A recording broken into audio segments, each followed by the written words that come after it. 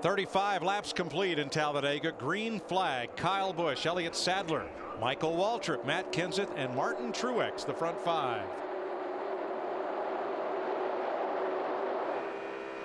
See Michael Waltrip there in the 55 car, one of the cars that elected to go with just 2 right side tires, like a lot of the guys at the front of the pack right now on that last caution.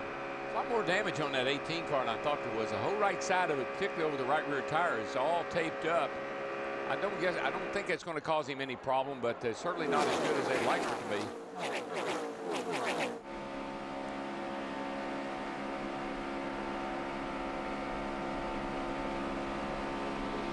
Busch holds the lead. Waltrip second. Mostly 3 wide off into turn 1.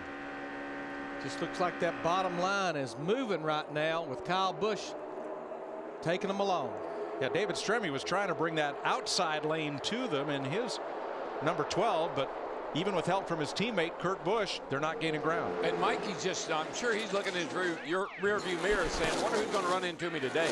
Because he got run into yesterday and turned around twice at Phoenix last week. He just needs to get through this race with no problems. How about that 82 car on the bottom there? Remember what looked like a total disaster for that group where they were penalized a lap before the green flag came out. He was so far behind the big wreck, he didn't get involved. And then he got the free pass back on the lead lap, and now he's up there running in the top 10. Scott Speed. Kyle Busch, David Reagan, Dale Earnhardt Jr. now running third and coming to the front. NASCAR Sprint Cup Racing on Fox is sponsored by Budweiser. Reach for the perfect balance of flavor and refreshment. Budweiser, the great American lager. 37 of 188 laps this time by, and still the 3 wide. Racing at 190 miles an hour continues as it has since the green flag. 2 cautions, the big one at lap 8 and a quick debris caution at lap 30.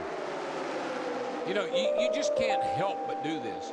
You know, you would like to get in single file. You'd like to, you know, settle down, but you can't.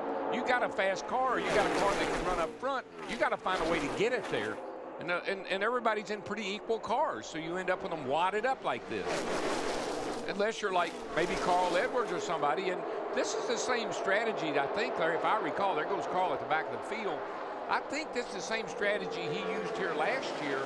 But then late in the race, when he decided it was time to go, is when he actually got in a wreck with his teammate Greg Biffle. A lot of the Roush Fenway cars did that. Then a lot of the Roush Fenway cars were involved in that big wreck. One of the cars that's been involved in that crash and had some nose damage. Report from Dick Bergman. Well, Tony Stewart is one of those. He came in as one of the pre-race favorites, Mike, having led the most laps in both races here last year, winning the second of the 2, and the crew has been working on a piece of sheet metal that they hope to attach to the nose of Stewart's car on the next pit stop. I just believe that group of cars running right there, Ryan Newman, Tony Stewart, Greg Biffle, I don't think we've heard the last of them. They're going to let this thing wind down for a while. Oh, but I tell you, I like those 2 young guys on the inside. I like Kyle and I like David Reagan. And you got and right behind him you got Sam Hornish. But I think these young guys, this kind of racing is just what they love. And just remember, Dick Berggren told us early in the race, Sam Hornish Jr. pretty sick. He actually has Travis Quapple standing in the pits in case he needs relief. Kyle Busch holds the lead. Here comes Jimmy Johnson with help from Stremme. Let's check with Matt. Busch told his team, we're going to change our strategy. We're going to ride in the back to stay out of the big one. He goes, we got involved in it. Let's go to the front. It's much safer up there. It's been the Kyle Busch comedy tour, Mike. Earlier in the race, he said, jokingly, please pass on to the 14. Do I need to buy him some new brakes the next time I go to a plate race? Because he's been pushing me pretty hard. They all did it in a joking way, but he also said, look, we're out front. The thing we need to do the next time in, we need to add some tape to the grill because we are running way too cool. That'll help us gain more speed. Ooh, that's bad news if you're a competitor. He's leading the race here with, and he can add a little tape, and that is instant speed, baby. That'll make you pick up. Tape on the nose where the air goes into the cool the water in the radiator. It really reduces the drag straightaway speed on these things. Last year, Kyle Busch and Tony Stewart were teammates at Joe Gibbs Racing, and they won both the restrictor plate races at Talladega, one apiece. Look at that 82 car, Larry. Scott Speed. Second on the inside. So he'll be one of our Toyota top performers of the moment.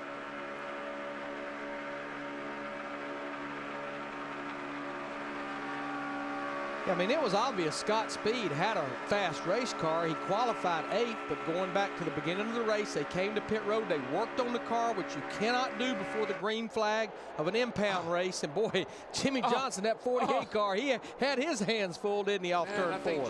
I think Junior may have given him a little bit of a love tap. But Terrell, these last 10 laps, that inside lane has been impossible to beat. You can't dislodge Kyle Busch from the lead as long as he hugs that double yellow line. I think that tells you he's got a pretty fast car. When you can do that, tow everybody around on the bottom like that, that tells you he's got a pretty fast car. Here comes Montoya, the pole sitter in the right of your picture. Okay, the left, the right. There he is. He's over there somewhere. In the middle. With Brian Vickers. But you know, when I look at that inside line right now, the cars that are lined up behind Kyle Busch. We talked about Scott Speed, the rookie in the 82 car. How about Brad Keselowski, drives for Dale Earnhardt Jr. in the Nationwide Series? We feel like somewhere in the future. Trouble, guys, in the tri-oval. Michael Waltrip. Michael cut down in front of somebody. I think he's going to save it. Save it, brother. Save it. He did. He did save it. Wow, what a save. What a save. Hold on. Watch out now. Watch out. Caution's out. Slow down. Don't tear your fenders off. That was unbelievable. He cut down in front of somebody back here. Most awesome piece of driving right there. Woo. Nice save, Michael. I'm wanting to put myself in that spot. I thought I had him cleared. I didn't. He thought he had let's see who it was he thought he had cleared. He's going to cut down here in front of somebody. Marcos Ambrose, his teammate. Goodness gracious, his teammate. That old big blue wall was coming up in a hurry, though, wasn't it? But see how he backed off? He's sliding. He's headed for the wall. He backs off the brakes. Car bites, and he saved it. Now that area toward that inside wall, that used to be grass. This car could have been a wild ride. It would have been gone normally, Mike. I mean, it would have hit that inside wall and just killed it. But he is driving it. He is driving that baby. That's the finest piece of driving I've seen your brother do since he won Daytona. Thank you. I think you're right. What a save. Twice. You know what? A lot of times I think people would say he was just hanging on. I'm going to tell you what, he drove that thing out of that. Well, let's ride with him. There's Ambrose, the 47 to the left. Inside now, inside. My goodness. And then he said, oh, look at him. Go, Mikey, go. Wow, what a save. What a save. Hold on, watch out now, watch out. That'll put your stomach. Didn't hit anything, man. That was That'll put your stomach in your mouth faster than the Simpsons ride at Universal Studios, I promise. Gosh. All he'll really need is 4 fresh tires. Yeah, if he can get back here without tearing, without anything, one of the tires flying apart and tearing the car up, he's going to be fine.